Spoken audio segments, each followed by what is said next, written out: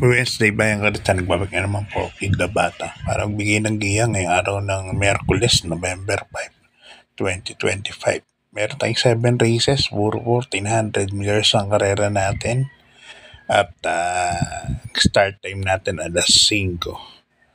So, yung next Sunday, no? Oo, November 16, November 15. Marco Racing Day po yun.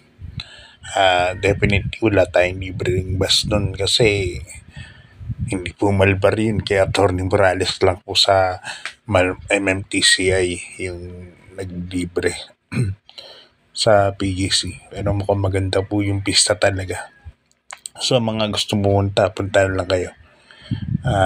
Ambassador Cup din yata doon din gagawin. Ilabas din yung kopya kahapon. So yan, start na po tayo. Race number 1, Bayang Carlista, Pentafecta Carryover, race 1, 34,257 in keys. Dito meron tayong 9 runners. Race 1 pa lang medyo magulo na. First case ko, numero 5, Sting. Sa ni Alison Pabilik. Nakaraan, napakainam ng tinakbo nito. Ni Sting, ang lakas ng remate. Kaya para sa akin, malaki po panalin yan pag nagkaroon ng fast pacing. No? Second case ko, number 7, Golden Opportunity Class. Caro Espari Jr. naman ang sasakay. No? Yan ang aking second choice ang ported. Third case ko, number 6, Darna. Sasakay ni Jackie Jericho Serrano. Yan, race number 1 pa lang, medyo magulo na po ang karera kaagad. Kaya ang pili ko 3. Sting, Golden Opportunity, and Darna. Okay, good luck Bayang Carlista. Lipat tayo sa race number 2. Ang race number 2 natin, another rating base, class 4, 42 to 56 points split group. At dito meron tayong 9 runners Bayang Carlista. First case ko dito, numero 4, Parisian Light. At sa ni Jackie Albert Serios. May na mga tinatakbo nito.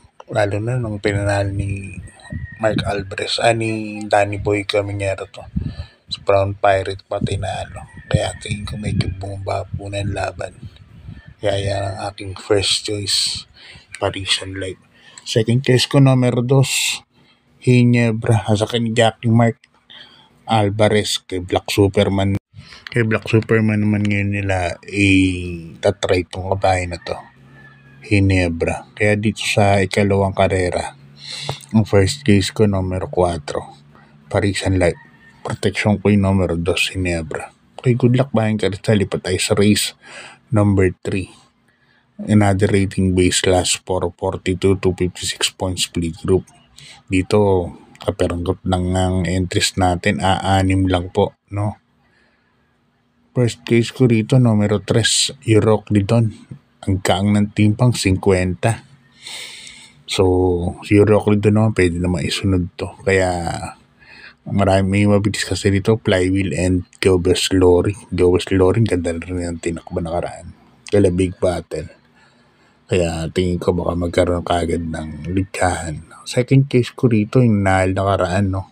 Ng Don Juan, numero 5, big battle. Gamay ni Christian MP Lapin. Alam ni Christian kung saan kung saan para rematian itong kabahay na to.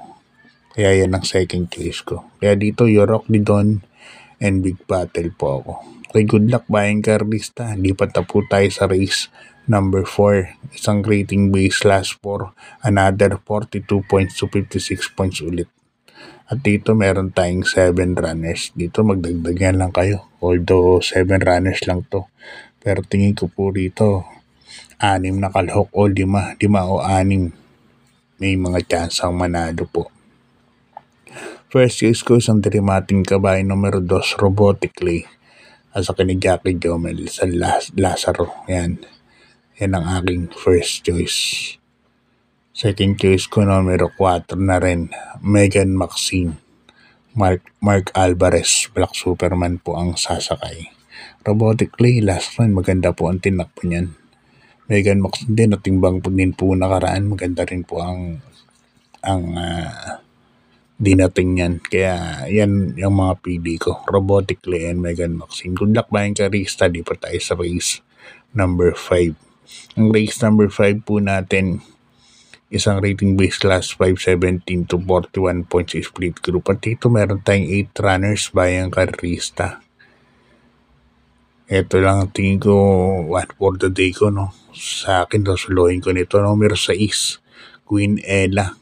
JB Hernandez pa po ang sasakay.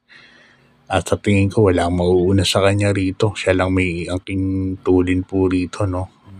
Mabilis po sumalita. Numero 6, Queen Ella. Gray horse, puting kabayo po yan. Di bandera. JB Hernandez pa. Ano pa hanapin natin dyan? Kaya para sa akin, sasuluhin ko na po yan. Numero 6, Queen Ella. Yan. Okay, good luck. Bayan ka rin. Lipat tayo sa penultimate race. Ang race number 6 natin. Another rating base class 517 to 41 points split group. At dito meron po tayong 8 runners bayang karista. Unang pili ko rito, numero 7. Bukawi River Town. Nasa ni Jackie Ace Aguila. Ganun din. Wala rin ako nakikitang mabilis kundi siya. Baka iuna na ni Ace to. Sigurado kasi wala akong masyadong Happy Julia. May konting bilis lang yan. Pero iba bilis na itong numero 7 na to.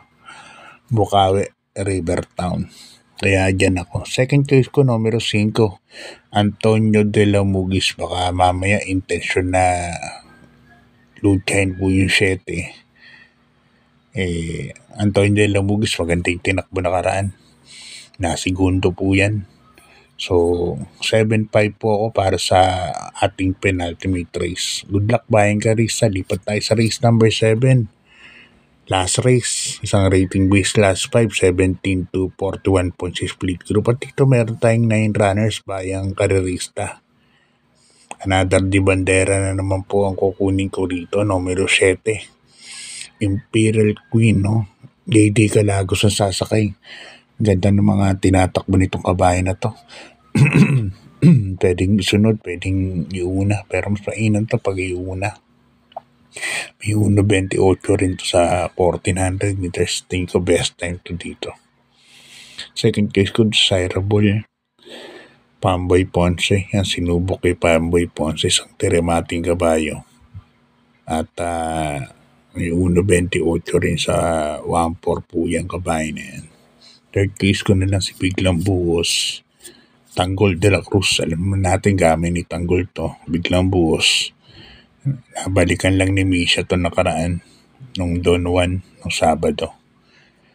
Ipanalo din po tingin ko na sama nyo na lang po sa rota. Okay, hanggang dito lang Bayang Karista. Rest in peace po yung Andoy Angelo do Sampaloc. God bless po. Good luck at maraming salamat.